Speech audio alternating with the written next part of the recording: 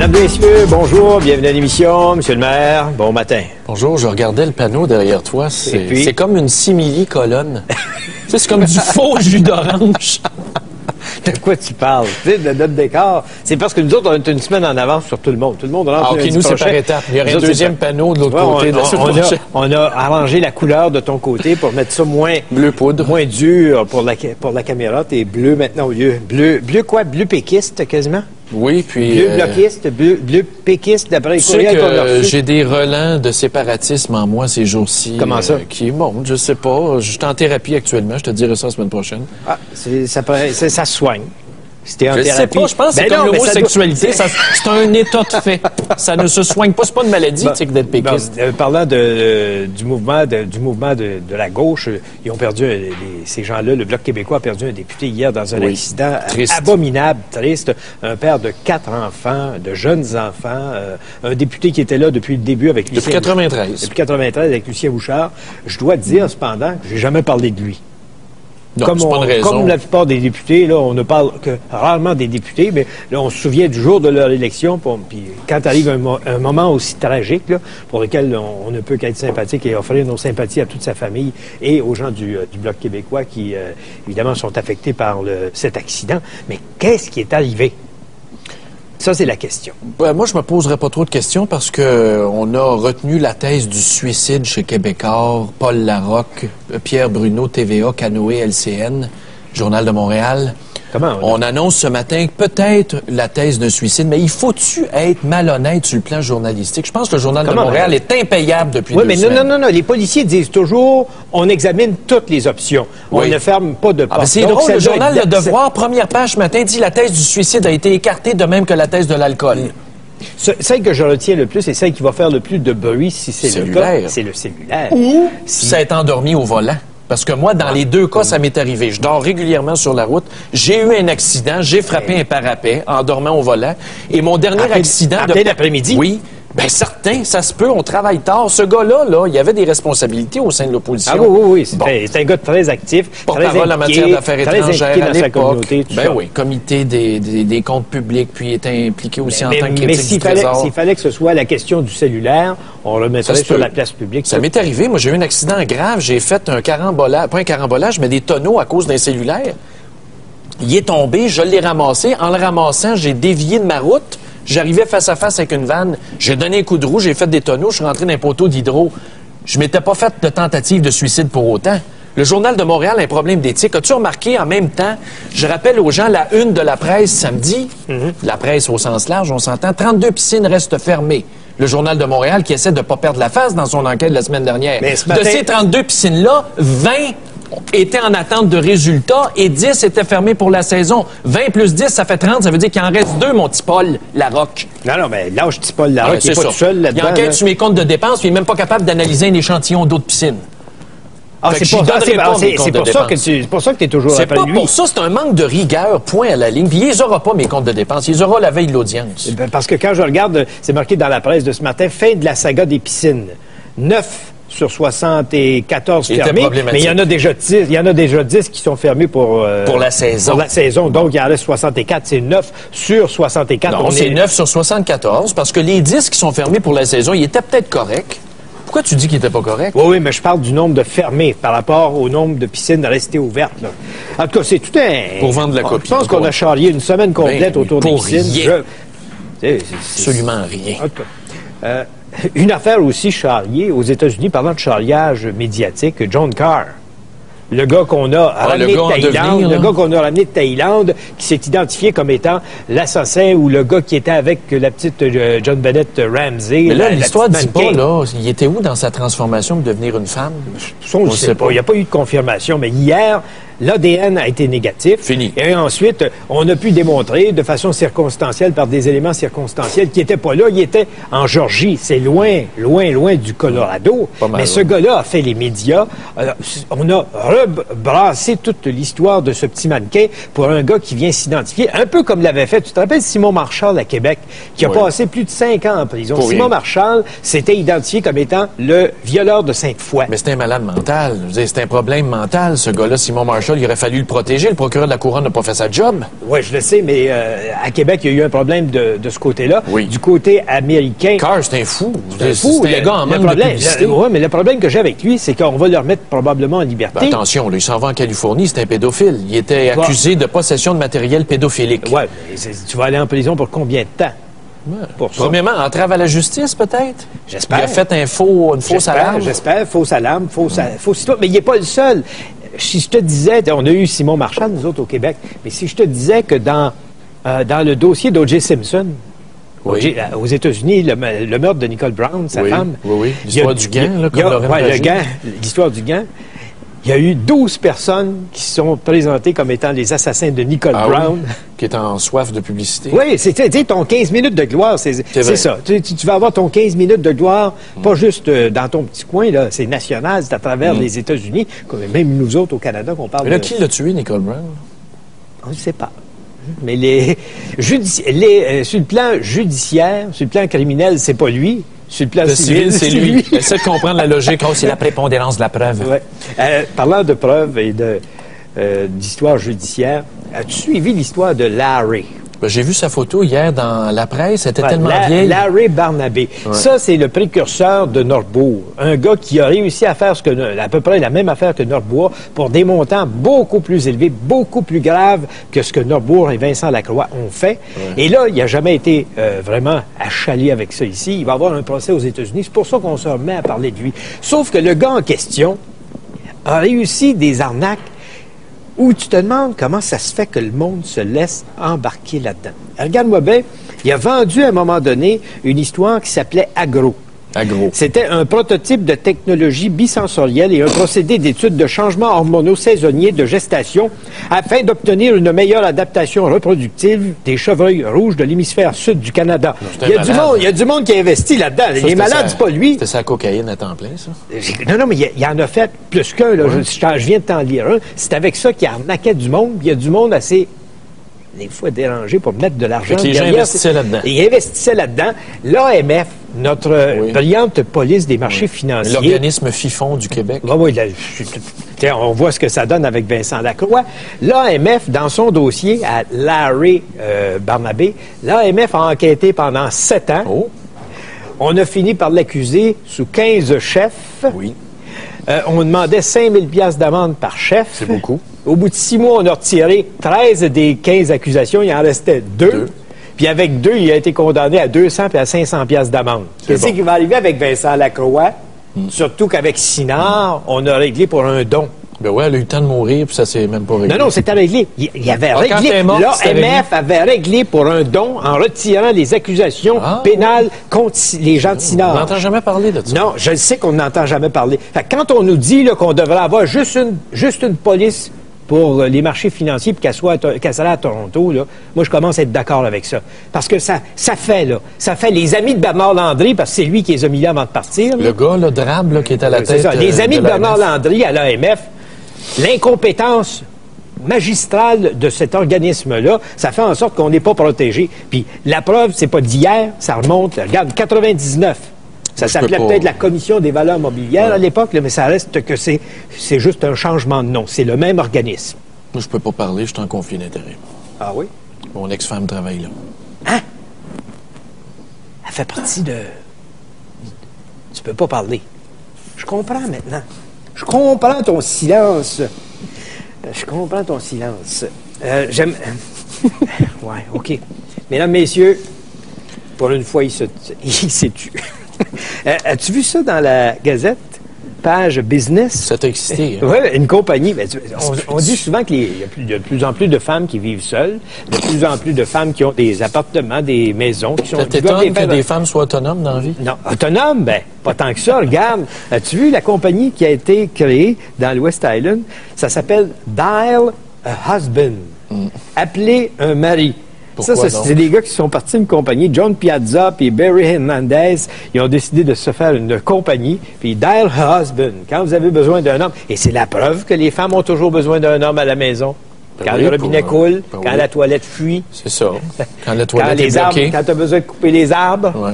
Dial a Husband. C'est dans les soirs la Gazette. de pleine lune aussi ont besoin d'un homme.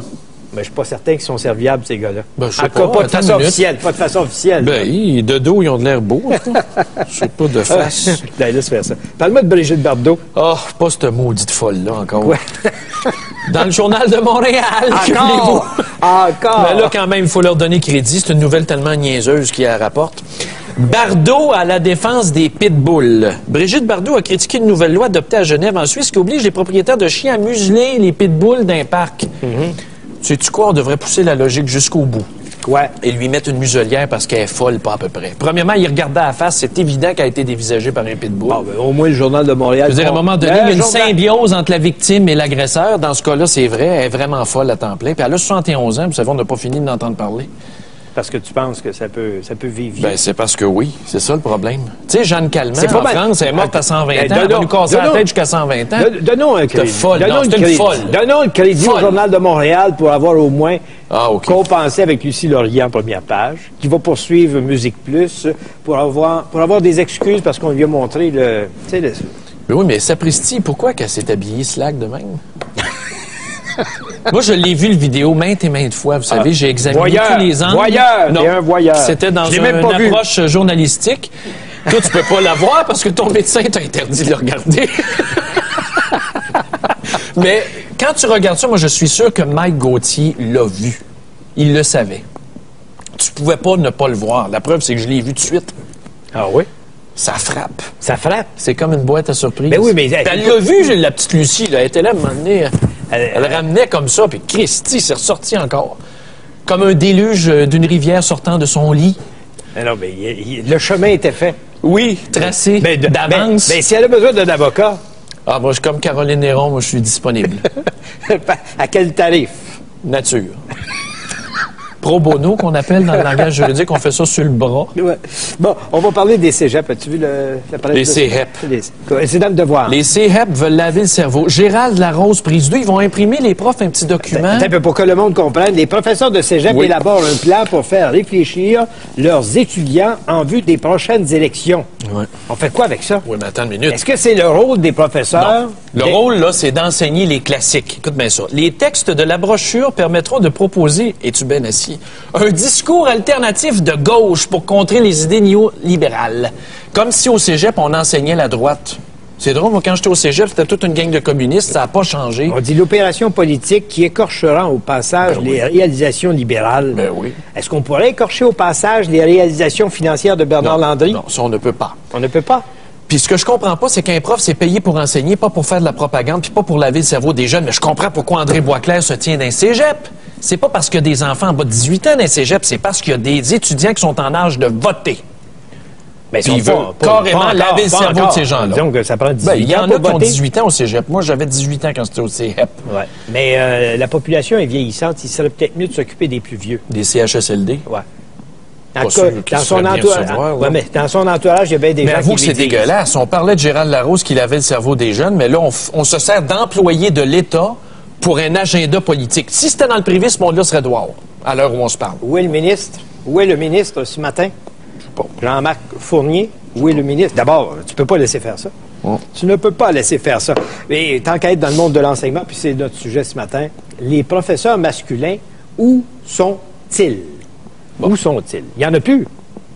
Il n'y en a jamais eu non plus. 73 des profs. Comment il n'y en a jamais eu? Ben, dans le temps des frères du Sacré-Cœur, il y en avait parce que c'était des écoles de gars, mais depuis la Révolution tranquille... Écoute, moi, je suis allé dans des écoles mixtes, puis il y avait des gars qui enseignaient... Jamais en majorité. Jamais. Ah, oui, non, dans mon temps. Ben oui, mais dans ton temps, Sapristi arrive, on est en 2006. Ben oui, mais c'est quoi la différence? Parce que les hommes ont quitté la profession, ça attire pas naturellement la profession pour des gars, ça n'attire pas. C'est comme les éducateurs en garderie, il y en a, mais très peu. Ben oui, mais c'est pas la même chose, garder des enfants puis enseigner la géographie. Regardez comment ce qui est retardé. Toi, tu as une mentalité là, de retard. Je m'excuse de te dire ça. En matière de petits enfants, c'est des éducateurs maintenant. Ben oui, appelle-les comme tu voudras, là, bon. Mais de toute façon, ça n'enseigne pas. L'enseignant, là, lui, il maîtrise une matière, il doit la communiquer. Mais c'est un milieu féminin. Qu'est-ce que tu veux que je te oui, dise? mais on fait des enfants, des petits gars qui réussissent pas. C'est vrai, des parce petits que gars, l'école n'est pas faite pour les gars. Qui décrochent de l'école. Oui, parce qu'il y a une approche féminine qui ne marche pas avec des gars qui bougent puis qui sont moteurs. Le docteur Mailloux avait raison. Oui, il a raison. Puis on devrait séparer ça des classes pour les gars, les classes pour les filles jusqu'en secondaire 2. Ben, moi, avant d'aller jusque-là, avant de retourner aussi loin en Ça arrière... allait bien dans le temps. La preuve, garde le beau produit qu'on a eu. Mais pourquoi on ne serait pas capable de faire une discrimination positive? Mais t'en attireras pas plus. Comment tu vas faire ça? Tu vas leur donner un bonus pour qu'ils puissent entrer dans la profession? Ben, on fait ça pour les médecins. Pourquoi on ne le ferait pas pour les enseignants? Moi, j'ai jamais été pour les quotas. Sincèrement, je suis contre ça. Et puis, il y a l'étude américaine qui dit que quand tu es éduqué, quand tu apprends à l'école avec quelqu'un de ton sexe, tu réussis mieux, c'est vrai. Alors, décrochage scolaire, moins bonne note pour les petits gars parce qu'il n'y a pas d'hommes. Alors, la question qu'on vous pose ce matin est la suivante. L'absence de profs masculins a-t-elle un impact sur les garçons? L'absence de profs masculins a-t-elle un impact sur les garçons? Parlez-nous du milieu scolaire, de l'enseignement. Les jeunes qui ont des professeurs, puis les parents qui connaissent les professeurs, vous allez pouvoir vous exprimer là-dessus. Je vous donne nos numéros de téléphone. À Montréal, 514-790-0874. De partout au Québec, sans frais, 1-877-790-3535 ou par Internet, www.tqs.ca.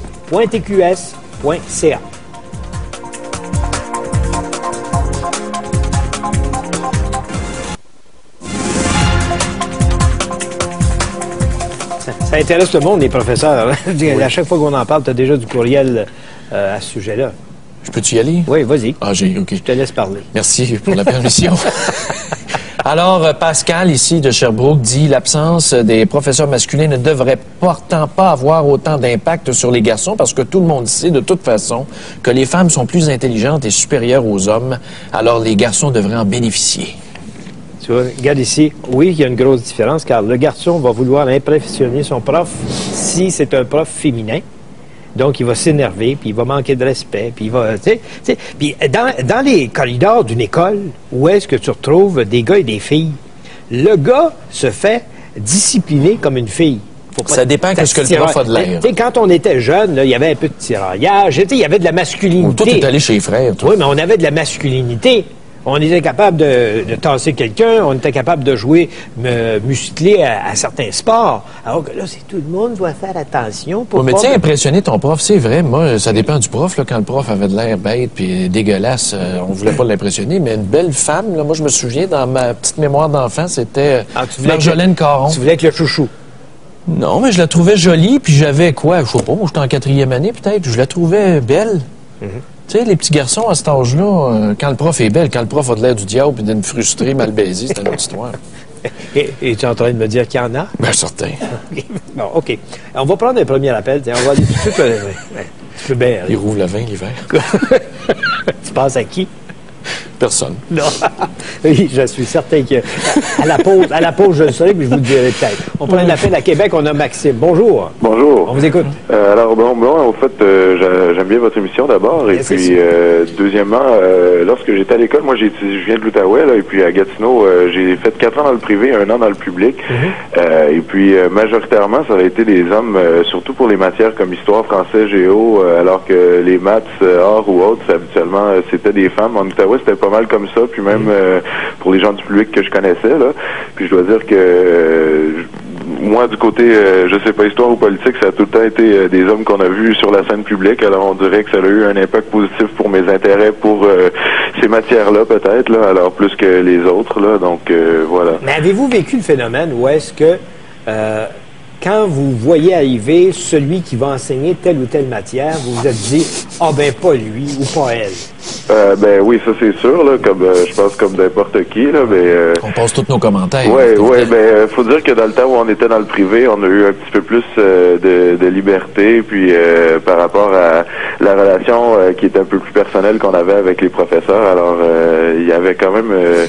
c'était pas mal différent du public, là, pour l'expérience que j'ai eue. Au fait, bon, là, vous avez quel âge aujourd'hui? Moi, j'ai 23 ans. OK. Et si vous faites une rétrospective de ce qui s'est passé, qu'est-ce qui serait, selon vous, l'idéal pour qu'on rééquilibre peut-être un peu les choses dans le monde scolaire? Ben, en tout cas, moi, de ce que j'ai vu de l'Outaouais, c'était bien équilibré. Ici, je remarque qu'il y a beaucoup plus de femmes dans ce domaine-là.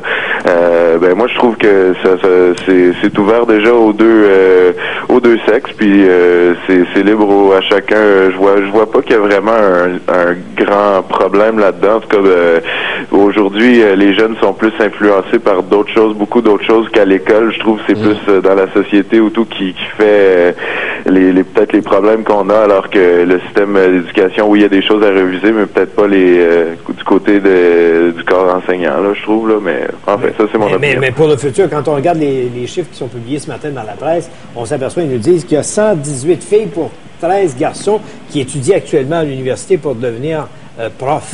Mais oui. Pour avoir un bac en enseignement. Mais oui, dans toutes les matières. Sur les 13... Les dernières années ont des meilleurs résultats aussi à l'université. Ben oui. Comme ça, c'est d'autres statistiques également dans plusieurs domaines autres que l'éducation. Puis performe mieux. Moi, je suis, j'aime les femmes comme je suis quand même hétéro et tout, mais je veux dire que c'est les femmes, j'ai trouve, en tout cas ces dernières années, ils ont fait des belles choses là, un peu partout sur la planète là. Alors je trouve ça très très bien l'ouverture qu'on a face à ça. Je verrais pas pourquoi faudrait se fermer à ça là. OK. Merci Maxime. Merci Maxime. Ben, ça fait plaisir. Moi, c'est drôle, dans ma carrière au secondaire, là, j'ai eu la chance d'avoir des profs en sciences, souvent féminins ou masculins. Puis c'est drôle, j'ai une tendance favorable plus pour les hommes, mais il faut dire qu'on faisait craquer nos profs. En secondaire 2, on a fait craquer 3 profs féminins qui enseignaient mathématiques. Mais des gars de 14-15 ans, on les faisait craquer une prof, partant en pleurant. Ah, c'est pas du monde. C'est pas du monde. Ben, c'est parce que je sais pas, pour les secteurs pointus, scientifiques, mathématiques, physique, on a toujours eu des gars, nous autres. Au collège, je parle, ça allait très bien. OK, on va aller voir à Mercier. On a André qui est en ligne. Bonjour. Oui, bonjour. Mon nom est André Mercier, je suis à la TUC. Ah, vous êtes à la TUC, excusez-moi. Oui, bonjour, M. Desmarais, M. Gendron. Bonjour. Alors, moi, loin de moi l'idée de nier la qualité de l'enseignement au niveau des matières académiques qui sont enseignées par les femmes. C'est pas ça l'idée. Sauf que ce matin, mon fils de 9 ans est entré en 4e année et puis à l'école, on nous a présenté le corps professoral et il est entièrement constitué de femmes. Il y avait le concierge. Pas un gars là-dedans. Il y avait le concierge. Ah, OK. Ouais. Pour torcher les toilettes, ça prend un enfant de chaîne de service. Et le professeur d'éducation physique également. Ben oui. Alors, c'est sûr que au niveau de l'approche là avec les garçons, c'est pas pareil parce que on a comme l'impression qu'on veut faire de nos enfants tous des candidats, des futurs candidats à Star Academy. Et c'est dans cet esprit-là, moi, que je veux intervenir, parce que je me dis, même au niveau du conseil d'établissement l'an dernier, il était entièrement constitué de femmes également. Alors, évidemment, j'ai l'intention de vouloir changer ça un petit peu cette année. Mais écoutons, l'enseignement, l'organisation de l'enseignement, la commission chasse gardée féminine. Ça intéresse pas les gars. Non. Ça dépend. Je te dis pas d'accord, moi. Ça dépend des secteurs, hein, André? Ben, effectivement, ça dépend des secteurs. Puis comme vous, M. Gendron, moi aussi, dans mon passé, d'abord, j'ai eu l'instruction des frères de l'instruction chrétienne. Même et puis après ça, aussi. les frères maristes. Ouais. Alors, c'est sûr qu'on était dans des classes exclusivement de garçons et, les filles avaient leur classe et même, il y avait des écoles de garçons uniquement et des écoles de filles uniquement. Pas mauvais, ça. Et l'approche n'était pas la même du tout aujourd'hui. Entre nous aussi, l'interaction entre les enfants n'était pas la même chose qu'aujourd'hui. Aujourd'hui, ils doivent encore faire plus attention, ménager la chèvre et le chou continuellement. Et je pense que des garçons, c'est là pour, à un certain âge, pousser des petits camions dans le sable. Oui. Et on leur interdit d'avoir cette vision-là des choses. Mais c'est ça, la réalité des cours d'école mixte, c'est que les petites filles sont toujours dans 56 problèmes, ça crie, ça hurle, mais il y a l'enfantillage, tandis que le gars, lui, c'est ton de là. C'est le même, ça marche une gang de gars. C'est ça qu'on a perdu comme atmosphère dans nos écoles. C'est pour ça, probablement, que quand ils sortent de l'école, ils se retrouvent avec des gangs, puis ça finit avec des gangs de rue. Oui, puis... Non, mais tu vas rechercher la cellule que tu ne peux peut-être pas faire dans certaines cours d'école. Mais encore là, comme je vous dis, il n'y a pas question de nier la qualité de l'enseignement qui est dispensé, que ce soit par des femmes ou des hommes, sauf que c'est au niveau de l'approche globale de ce que les enfants ont à retirer dans la vie sociale de fréquenter l'école. Là. Merci André de votre appel. André. Merci. Je vous rappelle la question qu'on pose ce matin. L'absence de profs masculins a-t-elle un impact sur les garçons à l'école? Un impact négatif peut-être même. On revient dans un instant.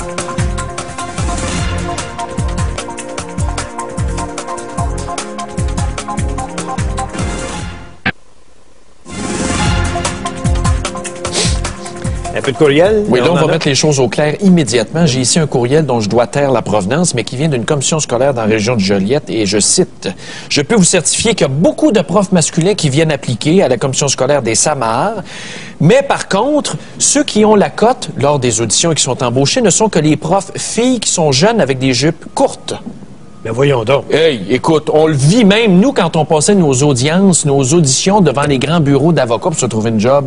C'est drôle que c'est toujours le petit cul grosse boule qui avait la job pour être vulgaire, et c'était ça. Voyons donc. Ben, certain. Tu peux pas dire ça. Entre la compétence égale, la fille qui est plantureuse et très belle avec une petite jupe serrée passe dans les grands bureaux d'avocats haut la main. Ben, c'est plein de jeunes avocats dans les grands cabinets. Voyons donc, tu peux pas dire ça. Hey, écoute, tu peux pas dire ça. Tu feras un sondage dans la communauté juridique, puis les petites filles bien tournées, on la cote avant le cerveau. Laisse-moi te dire ça. Bon, on va parler, avant de continuer avec les opinions des gens, puis les courriels, les appels. On a Mathieu Robert-Sauvé, qui est journaliste et auteur, qui est actuellement en ligne avec nous. Il s'est intéressé à ce qu'on appelle le modèle masculin. Monsieur Sauvé, bonjour. Bonjour.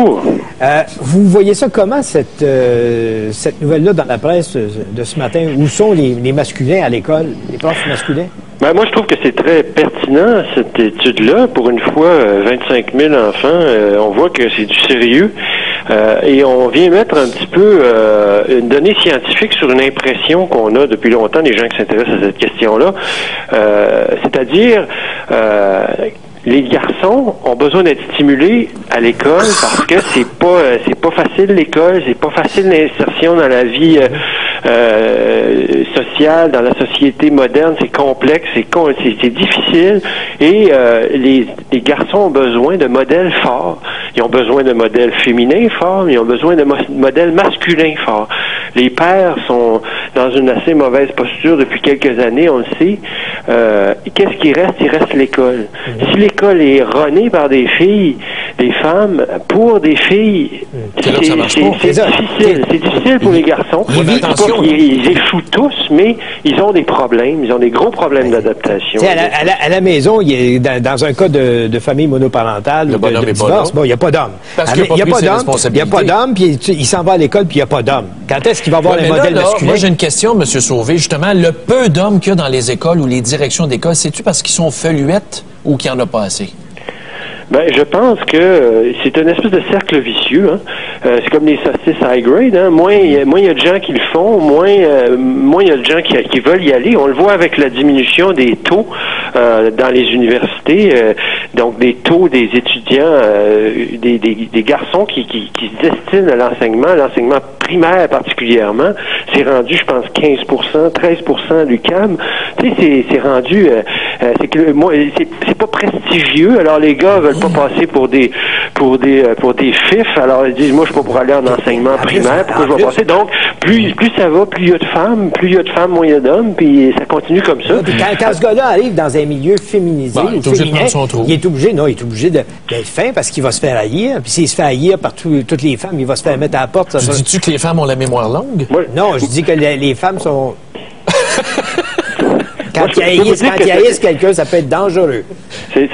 Remarquez que ce que vous disiez tout à l'heure par rapport aux femmes, moi, si j'avais eu des plus jolies femmes comme prof quand j'étais à la petite école, peut-être j'aurais mieux réussi, mais en tout cas... Vous, il vous ravez l'hiver entre Montréal et Québec, vos profs? Non, mais je trouve ça très inquiétant, moi, parce que, voyez-vous, j'ai deux garçons, moi, à l'école primaire, donc je suis très concerné par cette question-là. Puis, il y a une féminisation, si vous voulez, de l'enseignement, on dirait, parce que, par exemple, les récréations sont de plus en plus courtes, on permet de moins en moins aux enfants de s'ébattre à l'extérieur. C'est très, très important pour un garçon de bouger. Quand il bouge, quand il fait du sport le midi, dans les récréations, il est plus à même de se concentrer après. Puis moi, dans l'école que fréquentent mes enfants, ils n'ont pas le droit de courir dans la cour d'école. Pouvez-vous croire ça, vous? Ils n'ont pas le droit de courir. C'est interdit de courir dans la cour d'école. Voilà, ça fait mal. Ben, si vous pensez que c'est une école pour des garçons, je regrette, là, mais... Non, mais s'ils se font mal, la professeure va être prise pour s'en occuper. Elle veut pas avoir des enfants blessés. Ah oui, mais c'est pas grave. Chez nous, ils les foutent à l'infirmerie puis s'en vont dîner puis laissent l'enfant là dessus. Ben oui, mais c'est ça qu'ils ont fait à ma fille. Il y a des écoles qui ferment, qui suppriment des récréations pour fermer 15 minutes plus tôt. Comprenez-vous ça? Donc ça, c'est vraiment l'idée que les récréations, c'est pas utile. On perd du temps quand on habille les enfants, ils sortent dehors. On s'habillait, on jouait même en hiver, nous autres. Oui, mais savez-vous, les montagnes de neige dans les cours d'école, ils n'ont plus le droit de grimper dessus pour voir au roi de la montagne. On faisait des forts de neige, nous autres, dans notre temps. On se battait. Aujourd'hui, ça serait interdit, vous seriez en retenue pour ça. Donc, moi, je pense que c'est correct que l'école québécoise n'a pas que des défauts, bien sûr. Il y a des choses qui vont quand même assez bien. Toutefois, j'ai l'impression qu'effectivement, c'est beaucoup trop féminisé. Puis plus ça va, plus ça continue comme ça. De sorte qu'on demande aux enfants d'être en rang d'oignon, puis de pas dire un mot pendant les cours magistraux. Puis après ça, d'être évalués selon leur mérite et tout. Alors qu'il y a des enfants qui voudraient grimper dans des rideaux parce qu'ils ont de l'énergie à revendre. Puis mais là, vous savez, la solution de l'approche féminine, c'est tiens, on va lui donner du Ritalin. Exactement. Il va se calmer. Effectivement, de médication pour l'hyperactivité. Ouais. Moi, je crois pas ça qu'il y a plus d'hyperactifs en 2006 qu'il y en avait en 80 ou en 60. OK. Mais merci beaucoup, M. Sauvé. Je vous en prie. Au revoir. C'est grave, t'as pas le droit de courir à l'école. Ben non, mais regarde Nicolas, 16 ans. Nicolas, 16 ans, il nous dit « Je suis en secondaire 4, j'ai 16 ans, j'ai eu 4 profs masculins depuis le début de ma scolarité. » Et les profs masculins avaient une très grande autorité comparativement aux profs féminins qui, eux, ne se faisaient jamais écouter. Ce gars, il a besoin de l'autorité, il a besoin d'un modèle, il a besoin de quelqu'un qui prend sa place, pas d'une mauviette, puis d'un efféminé, puis de... T'as raison là-dessus. T'as raison. Moi, j'ai eu un prof qui m'a marqué au secondaire, le frère Réal Brodeur. Il enseignait les mathématiques, puis t'aimais ça parce que c'était lui. Tu sais, quand il se trompait, tu sais ce qu'il faisait? Il sacrait un coup de poing au tableau, puis il sacrait. Même s'il était frère. Oui. Hein? Je te jure, ça m'a marqué. Il est mort du cancer, malheureusement, mais voilà. Non. OK. Alors, la question qu'on vous pose ce matin, elle est fort simple. L'absence de profs masculins à l'école a-t-elle un impact négatif sur les garçons?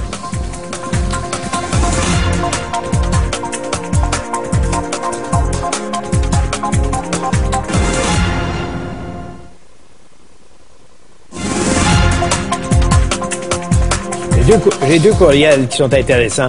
D'abord, Patricia, qui a 55 ans, dit « Un enseignant, c'est un enseignant, peu importe le sexe. » C'est une femme qui écrit ça. Elle dit, dans la police, elle dit « Regardez bien ça, ce sont les femmes qui sont les plus vaches. » Alors qu'on vient de me dire que les femmes sont tolérantes. Je ne l'ai pas dit fort parce qu'on va se faire... c'est une femme qui dit ça des autres femmes. Que les policières sont vaches? Ouais. Bon, pas d'accord avec ça. Je ne passerai pas de commentaires. Je ne ferai pas de commentaires. En cinquième année,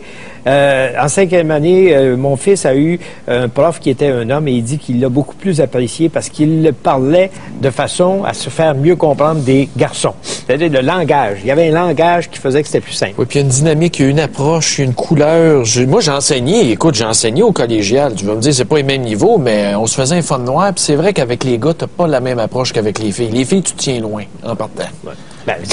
Alors, tu tiens très loin. Alors, l'inverse est aussi possible quand c'est une femme qui enseigne à des garçons. Je sais pas. OK. On prend un appel, on va aller à Victoriaville. On a Solange qui est en ligne. Bonjour. Bonjour, messieurs. On vous écoute. Moi, c'est mon fils. Aujourd'hui, il est adulte, mais lui, il allait à la petite école, puis il y avait eu une femme professeure, puis c'était un enfant hyperactif. Il avait beaucoup de misère à se concentrer. Et puis là, il le mettait dans le coin, puis il s'en occupait pas, puis il écrivait son nom au tableau comme quoi qu'il dérangeait la classe. Puis là, lui, il se sentait écrasé. Mais oui. Puis il a doublé son année, puis l'année d'après, mais il y a eu un homme, puis il a monté haut la main, puis il n'y a pas eu de problème. J'ai vu ça dans les courriels des gens qui disent « Mon fils avait des meilleures notes », puis des jeunes qui écrivent « J'avais des meilleures notes quand c'était des hommes qui m'enseignaient. » Ils sont capables d'aller le chercher. Oui, puis même au secondaire, il a doublé son secondaire 1. Il y avait plus de femmes que d'hommes, puis il est allé au cheminement particulier, puis c'était toutes des hommes, puis il n'y a pas eu de problème. Moi, je trouve que il y a des bonnes... les femmes sont bonnes, mais je trouve des fois qu'on dirait qu'ils ont des chouchous. Moi, j'ai vu ça, qu'il y a des filles, c'était le chouchou, puis les garçons, ben ils les mettaient au fond, là, puis parce qu'ils étaient très turbulents, les garçons, là, puis moi, en tout cas, je trouve que les hommes, ils ont plus de pogne sur les garçons que les femmes. Ça va mal dans l'éducation. Peut-on au moins se rappeler qu'il y a une époque où ça allait mieux? Puis quand ça allait mieux, peut-on se souvenir de ce qui faisait la différence? Puis c'était peut-être ça. Oui, bon, c'est juste ce que j'avais à dire. Merci Solange. Merci, au revoir. Véronique à Lévis, bonjour. Oui, bonjour. On vous écoute. Oui, moi, durant tout mon primaire, mon secondaire, j'ai eu 3 profs masculins. Oui. Puis je me rappelle très bien que dans ces professeurs-là, ça a été mes professeurs préférés. Il y avait beaucoup plus de discipline dans la classe. Puis quand les autres parlent, puis tout ça, ben, quand on est un élève, même si on est une fille, c'est tannant aussi. Fait que les notes, ça se reflétait. Les élèves avaient des meilleures notes. Le prof avait vraiment une meilleure discipline que les professeurs féminins. C'est là que j'ai vu vraiment la différence. Puis 3 professeurs masculins en 11 ans de scolarité, c'est pas beaucoup. Et qu'est-ce que vous pourriez reprocher aux professeurs féminins? c'est souvent, ben, comme il y en a une qui a dit des chouchous, j'ai souvent vu des professeurs qui avaient des chouchous. Après ça, des professeurs masculins, j'ai jamais eu, mais de mes 3 professeurs, il y en a aucun qui avait des chouchous. Les femmes, il y avait plus de chouchous. Après ça, ils étaient moins fermes. Ils laissaient plus des choses passer. Puis c'est surtout des affaires comme ça. Ou des fois, comme en secondaire 4, secondaire 5, quand le professeur elle a 24-25 ans, qu'elle mesure 5 et 5, puis qu'il y a un gars de 6 pieds qui est à côté, lui, le professeur, il regarde plus, comme il y en a qui disent, il regarde plus d'autres choses que d'écouter le professeur parler. Donc, c'est un petit peu tannant aussi. Voilà. Ben, ça résume tout. Moi, je pense que c'est dommage qu'à cette heure-ci, les profs sont à l'école. Ben, le pas tous sont en journée pédagogique. Déjà. Oui. Ils pourraient entendre un peu ce qu'il aurait reproché quand elles sont des profs féminins. J'ai de quoi ajouter, moi. Moi, je pense, on parlait à Véronique, là. Je pense que vraiment, Véronique a mis le doigt sur le bobo, puis là, j'ai eu un éclair au cerveau. Le prof féminin, c'est un peu le prolongement de la mère de famille, n'est-ce pas? Je veux dire, naturellement, il y a plus de femmes qui enseignent parce que c'est le prolongement de la mère de famille. Mais qui fait la discipline dans la famille? Qui intervient à la fin pour mettre son pied à terre? C'est l'homme. Quand il y en a un. Voilà. Puis ça, même, ça marche chez nous. Puis souvent, la mère de famille, l'homme décide de quoi? Ça va être ça, mes enfants. Puis là, la mère poule ramasse ses enfants. Tu sais, l'aspect chouchou que vous parliez, c'est un peu ça. Merci beaucoup, Véronique. Merci, Véronique. À Québec, maintenant, on va aller à Martine. Bonjour. Bonjour à vous deux. On vous écoute. Vous allez bien? Oui. Votre émission est excellente. Merci. Arrêtez donc, c'est pas vrai. C'est faux, les... On va me faire ma gueule. Écoutez, Monsieur Gendron, vous venez de dire la vérité. Oui, c'est vrai, je le pense. Vous avez dit exactement ce qu'il faut. Moi, parlez-vous de notre décor, vous, là, ou vous parlez de... vous parlez de la façon... OK, je reprends. Oui. J'ai 3 garçons à la maison. Effacez tout ça pour recommencer. Là. OK. Je vais la tenir tranquille. J'ai 3 garçons à la maison, 3 adolescents, 13, 15 et 17 ans. Je suis divorcée. J'ai rencontré un homme qui a su justement mettre la main sur ce contrôle-là, le contrôle parental homme à homme. Et pour le laisser faire, j'ai dû souvent sortir du milieu pour les laisser parler ensemble. Parce que quand je suis là, effectivement, il y a du gna-gna. Et ça marche pas. Alors, je me retire, ils règlent leurs choses ensemble. Quand c'est terminé, je rentre en dedans. Les directives ont été données, les choses sont clarifiées, c'est terminé, on n'en parle plus. C'est comme ça que ça fonctionne. C'est pas méchant envers les femmes. Là. Je veux dire, on est comme on est. C'est sûr que je n'irai pas faire de la broderie de dentelle. Les femmes, c'est les émotions. C'est vrai. Les hommes ont beaucoup plus de poignes. Et c'est vrai que c'est un homme qui va éduquer un enfant aussi, un garçon, à jouer dehors, à faire la menuiserie et ces choses-là. Chose qu'il n'y a plus aujourd'hui. Les enfants sont dans des blocs et les hommes sont partis. Moi, j'ai un homme, justement, avec qui j'ai divorcé, qui n'a jamais redonné aucun signe de vie à ses enfants, ses 3 garçons. Ah, se peut-tu? Oui, ça, c'est lui, ça. Mais l'homme que j'ai rencontré est complètement le contraire. Et c'est ce que je voulais. Heureusement, j'étais chanceuse là-dessus. C'est pour ça que je vais laisser agir. Entre hommes, là, ça se parle, ça se discute, ça se comprend. et c'est terminé. Oui. Entre un gars et une fille, où le jeu de couleuvre commence. Écoute, au collégial, un gars ne peut pas enseigner. Moi, j'ai pas de regret d'avoir quitté ce milieu-là avec les filles. Écoute, c'est du harcèlement sexuel à l'inverse. Et la demoiselle, juste avant moi, qui a parlé, avait raison aussi. Véronique, oui. Alors, voilà. Merci beaucoup. Merci, au revoir. Merci Martine. Pendant qu'on est à Québec, on va y rester. On va aller retrouver Dave Leclerc qui est dans son studio pour nous parler du sujet du Grand Journal à midi. Dave, bonjour. Bonjour. Ce midi, on reste dans l'école parce qu'évidemment, c'est la rentrée scolaire et notre question est la suivante. Doit-on parler de politique à l'école? Non. Avez-vous appris ce matin dans le Devoir? On nous dit que la Fédération des enseignants du Québec élabore une brochure pour parler des prochains enjeux de la prochaine élection provinciale. Évidemment, on va écorcher M. Jean Charest. On veut pas faire de la propagande à l'intérieur des classes. Mais dans l'école, on va diffuser largement cette brochure à l'intérieur de l'école et on va faire réfléchir les jeunes. Ils n'ont rien d'autre à faire. Ils n'ont rien à enseigner, ces profs-là. Ils n'ont pas de préparation de cours. Moi, avoir des employés comme ça, je te congédierais ça sur le champ sans procès. Qui doit déterminer de quoi on parle à l'école? Il me semble que c'est la société en général, pas les syndicats. Il y a en masse de matière pour enseigner. C'est le prof de quoi qui va donner ce cours-là? Philo, il n'y a pas de cours. Non, c'est pas dans les cours, c'est une brochure qui va se promener dans les cours, à l'école. Puis on souhaite que ça soit diffusé largement à l'ensemble des étudiants pour leur susciter une réflexion. L'éveil des consciences. L'éveil des consciences. La tour de garde des témoins de Jéhovah fait ça aussi le dimanche matin. Alors, la question ce midi... Doit-on parler de politique à l'école? On vous écoute. Merci Dave. Puis la question qu'on vous pose ce matin, où est-ce que j'ai mis ma petite feuille juste pour que je vous la libelle, que je la libelle comme il faut. L'absence de profs masculins a-t-elle un impact sur les garçons?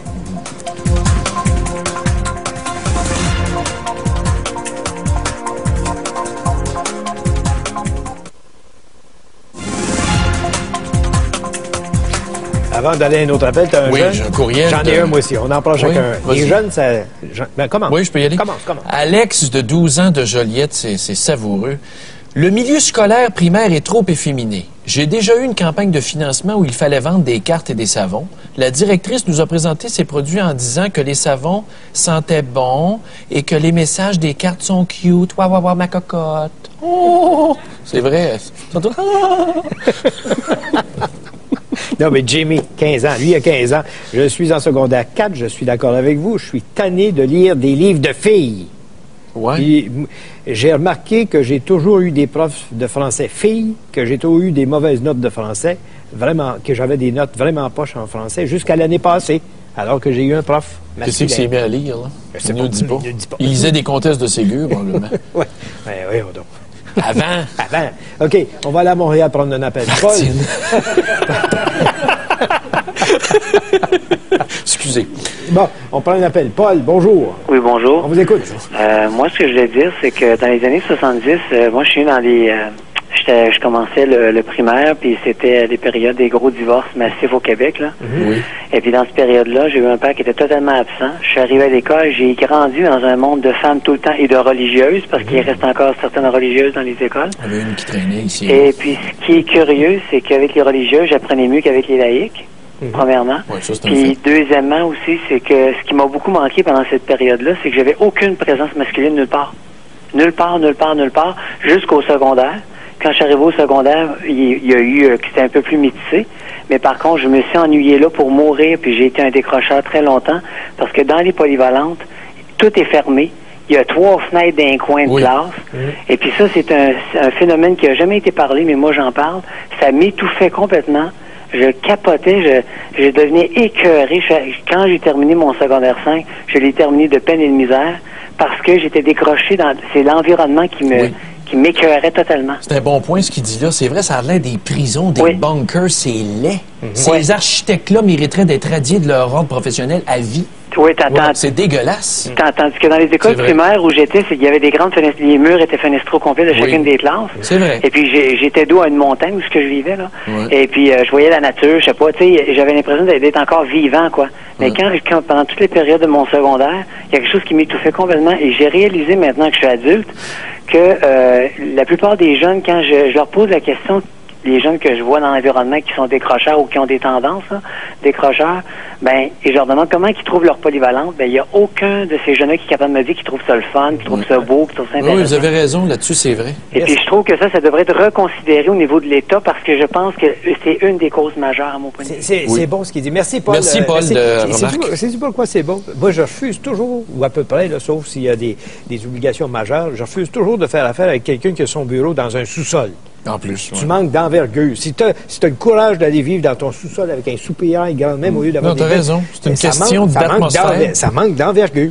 Puis des polyvalentes à 3-4 000, on s'entend que c'est un crime, là. Ben oui, tu sais, l'école, c'est 500, pas plus. On prend un appel à Montréal. France est là. Bonjour. Oui, bonjour. On vous écoute. Bonjour. Bonjour. J'espère que ça va bien. Oui, vous? Oui, ça va très bien. Moi, c'est pour vous dire que je suis pas tout à fait d'accord avec votre question. Moi, ma fille, elle a toujours eu des femmes. Oui.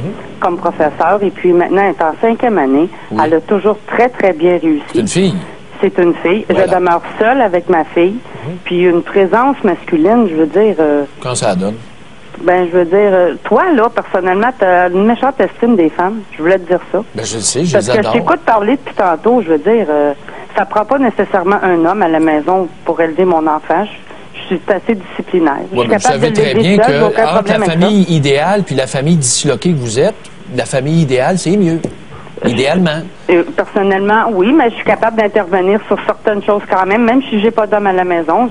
Sauf que ça prend toujours un homme de faire un petit à quelque part. Hein? Pardon? Ça prend toujours un homme de faire un petit à quelque part, un sperme. Oui, mais les hommes aujourd'hui font des enfants puis ils s'en aillent. C'est ça la vie d'aujourd'hui. Je suis d'accord avec vous, c'est des dégueulasses. Mais ils ne font pas tout seuls, vous l'avez choisi.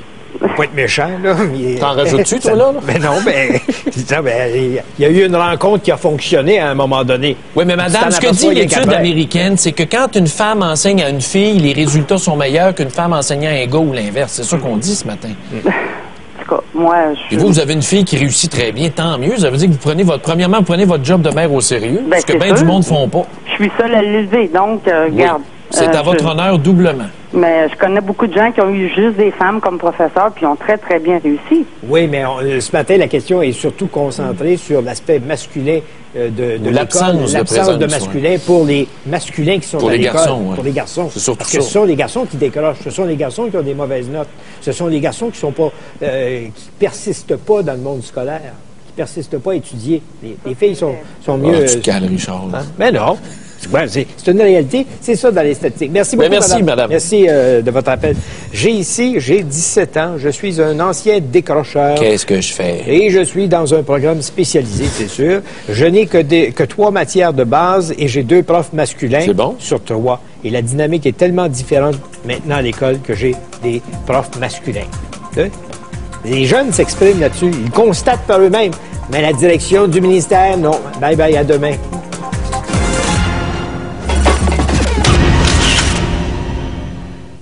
Autres au Québec. Mais si je te disais que dans le dossier d'O.J. Simpson, aux États-Unis, le meurtre de Nicole Brown, sa femme... Oui. L'histoire du gant, l'histoire du gant. Il y a eu 12 personnes qui se sont présentées comme étant les assassins de Nicole Brown. Oui, qui est en soif de publicité. Oui, c'est ton 15 minutes de gloire, c'est ça. Tu vas avoir ton 15 minutes de gloire, pas juste dans ton petit coin, là, c'est national, c'est à travers les États-Unis, même nous autres au Canada qu'on parle. Mais là, qui l'a tué, Nicole Brown? On ne sait pas. Mais sur le plan judiciaire, sur le plan criminel, c'est pas lui. Sur le plan civil, c'est lui. Essaie de comprendre la logique. C'est la prépondérance de la preuve. Ouais. Parlant de preuves et d'histoire judiciaire, as-tu suivi l'histoire de Larry? J'ai vu sa photo hier dans la presse. Elle était tellement vieille. Larry Barnabé. Ouais. Ça, c'est le précurseur de Northbourg. Un gars qui a réussi à faire à peu près la même affaire que Northbourg pour des montants beaucoup plus élevés, beaucoup plus graves que ce que Northbourg et Vincent Lacroix ont fait. Ouais. Et là, il n'a jamais été vraiment achalé avec ça ici. Il va avoir un procès aux États-Unis. C'est pour ça qu'on se remet à parler de lui. Sauf que le gars en question a réussi des arnaques où tu te demandes comment ça se fait que le monde se laisse embarquer là-dedans. Regarde-moi bien, il a vendu à un moment donné une histoire qui s'appelait Agro.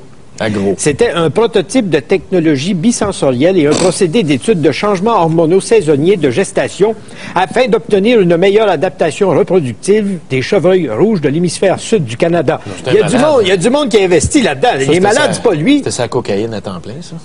Non, mais il en a fait plus qu'un. Je viens de t'en lire un. C'est avec ça qu'il arnaquait du monde. Il y a du monde assez, des fois, dérangé pour mettre de l'argent derrière. Les gens investissaient là-dedans. Et il investit.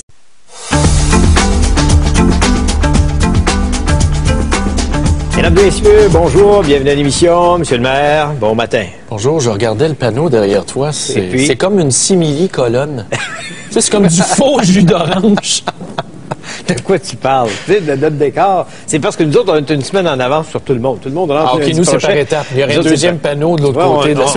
On a arrangé la couleur de ton côté pour mettre ça moins... Bleu poudre. Moins dur pour la caméra. T'es bleu maintenant au lieu. Bleu quoi? Bleu péquiste, quasiment? Oui, puis... Bleu bloquiste, bleu péquiste, d'après les courriels qu'on a reçus. J'ai des relents de séparatisme en moi ces jours-ci. Comment ça? Qui est bon, je sais pas. Je suis en thérapie actuellement. Je te dirai ça la semaine prochaine. Ah, ça se soigne. C'était en thérapie. Je sais pas, je pense que c'est comme l'homosexualité. C'est un état de fait. Ça ne se soigne pas. C'est pas une maladie, tu sais, que d'être péquiste. Parlant du mouvement de la gauche, ils ont perdu, ces gens-là, le Bloc québécois a perdu un député hier dans un accident abominable, triste. Un père de 4 enfants, de jeunes enfants, un député qui était là depuis le début avec Lucien. Depuis 93. Depuis 93 avec Lucien Bouchard. Je dois te dire, cependant, que j'ai jamais parlé de lui. Non, comme la plupart des députés, là, on ne parle que rarement des députés, mais là, on se souvient du jour de leur élection. Puis quand arrive un moment aussi tragique, là, pour lequel on ne peut qu'être sympathique et offrir nos sympathies à toute sa famille et aux gens du Bloc québécois qui, évidemment, sont affectés par cet accident. Mais qu'est-ce qui est arrivé? Ça, c'est la question. Moi, je me poserais pas trop de questions parce que on a retenu la thèse du suicide chez Québécois, Paul Larocque, Pierre Bruno, TVA, Canoë, LCN, Journal de Montréal.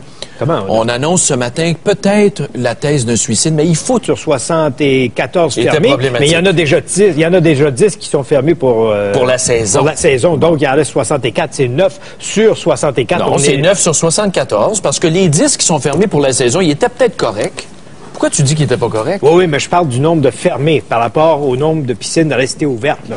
En tout cas, c'est tout un... Pour vendre la copie. Je pense qu'on a charrié une semaine complète autour des piscines. Absolument rien. En tout cas, une affaire aussi charriée aux États-Unis, parlant de charriage médiatique, John Carr. Le gars qu'on a ramené de Thaïlande, le gars qu'on a ramené de Thaïlande, qui s'est identifié comme étant l'assassin ou le gars qui était avec la petite John Bennett Ramsey. Mais là, l'histoire dit pas, là, il était où dans sa transformation pour devenir une femme?